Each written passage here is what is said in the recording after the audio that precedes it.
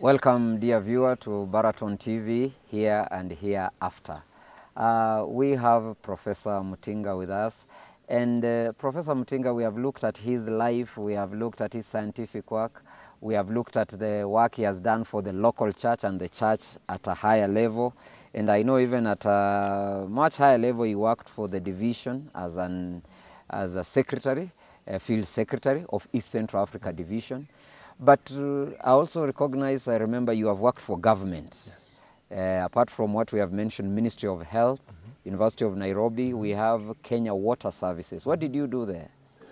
Well, I was the first chairman, or the founding chairman of the Water Resources Management. Okay. Kenya. Okay. After it was formed, I was appointed the first chair. And we had to manage water affairs. In the whole country? In the whole country. Yes. Water is a very important resource, but one which, if it's not taken care of, it will run out. Wow. And it can result to a world war.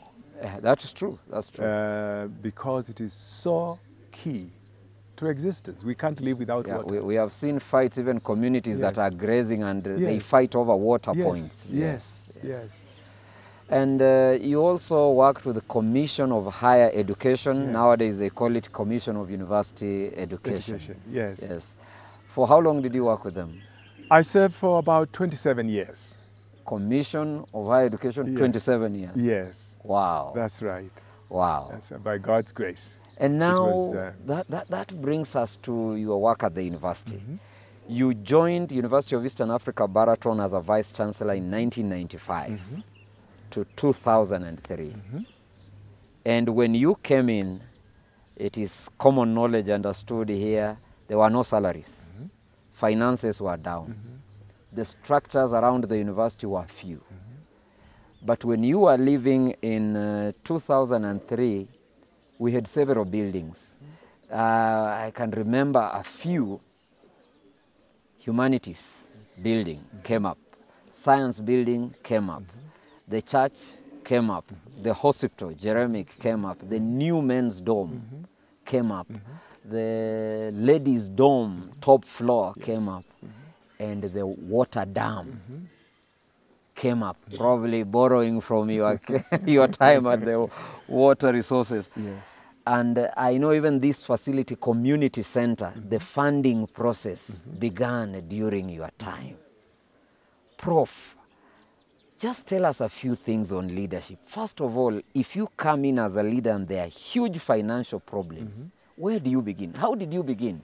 You come to a place, there are no salaries, no structures. How do you go about it? Tell us, Prof. Well, first of all, when I first came in, I didn't know we didn't have money. I realized we didn't have money after I took over. You had accepted the assignment. And there was no way I could come out without solving the problem. Without giving the wrong impression that I had probably come because of the money. Problems are always there. I think I would say first dependence on God is very important. You realize that by yourself you cannot do it, and you ask for God's wisdom, and then you draw from the talents of the people in, because God has given us all various talents, and you draw from those particular talents, and you sit and plan on how you move. Sometimes people may not necessarily see your vision. Sometimes they may see your vision and want to kill it. and sometimes they will join hands in supporting and move the vision with you. Yes. So you keep your radar open for any eventuality, but depending on God to show you the best way without necessarily causing disruption. Wow. And when you do it honestly... So you're saying, number one, you commit to God. You commit to God. You pray about it. And then the second one, look at the resources around you, the human resources. Yes. Because God has provided. Yes, exactly. Yes. And you then utilize them fully. Yes. Then secondly, You now move on things you must do to address the problem.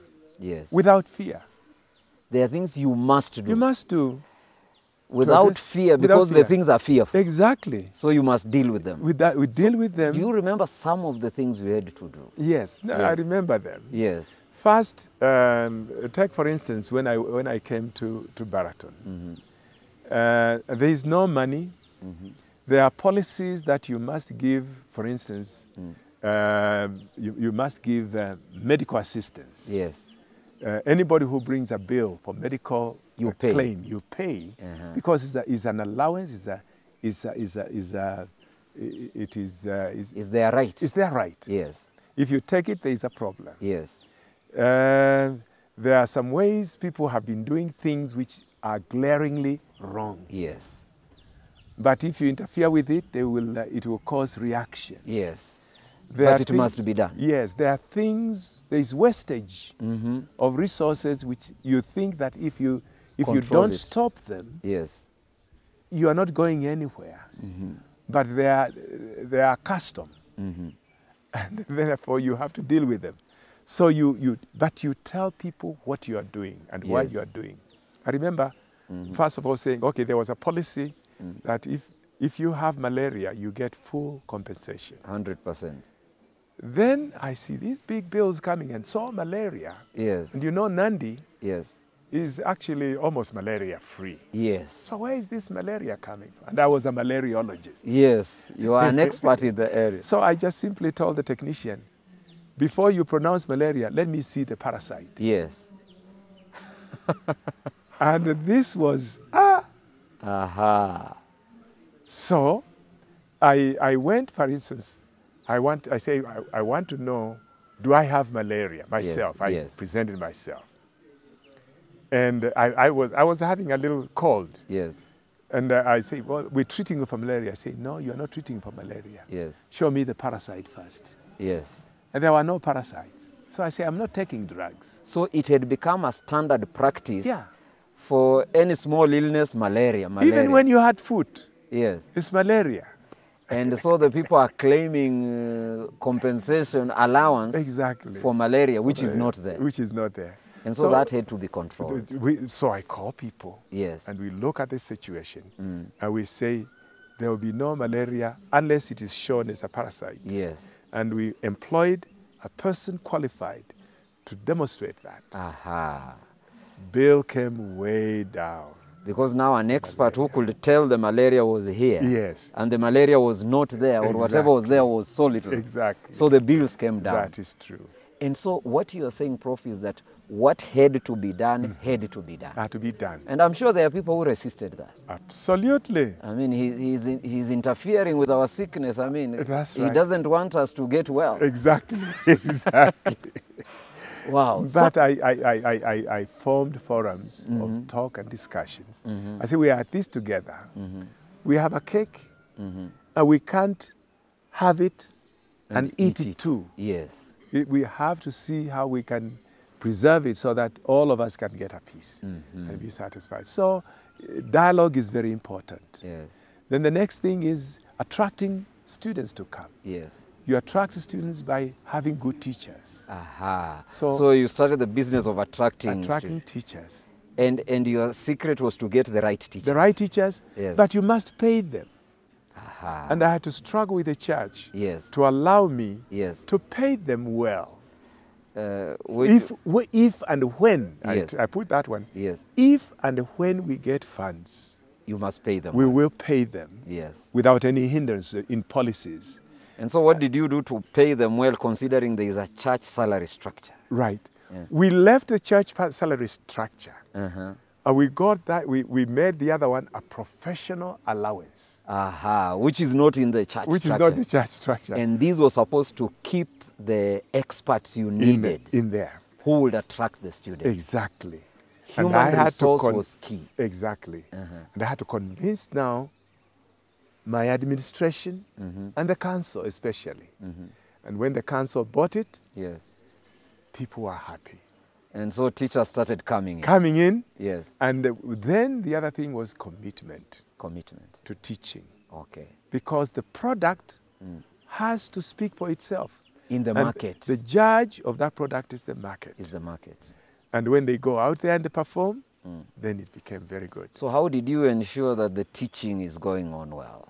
We had to have quality assurance. Aha. We have an external quality assurance. The association, Adventist Association, where they came and they looked at our curriculum, then the deans and the chairperson of the department, we held them responsible to make sure that curriculum is followed to the letter and the delivery of the systems are being followed. And the product started speaking for itself. Product, we started having people coming, yes, particularly in accounting, nursing. Yes. They'll come and they recruit them here during graduation. Wow. And that really was very, very good indeed. And so through that process, the university started recovering and rising. And rising. Tell us about funding, because all these structures and development, tell us about funding. Yes. How are you getting the money to do development? Now, the first thing is that you, like the Lord tells us, when he wanted to feed the 5,000, he asked the people, what do you have? What do you have? What do you have? Yes. So we only have 5 loaves and 2 fishes or something like that. Yes. He said, bring it to me. And out of that, the Lord fed 5,000. What you have, you must treasure and use it properly. Yes. Then you will win the confidence of the people who are going to bring money to you. They know they can trust that money. You are using what you have properly, and they will bring in the addition. And then also, I believe the Lord will trust you and bless you with what you have. And He will multiply what you have. Exactly. And so the step to development is look at what you have. You must have something. Exactly. And so that meant savings. Exactly. Even if it was a lower percentage, but you saved something. You saved some.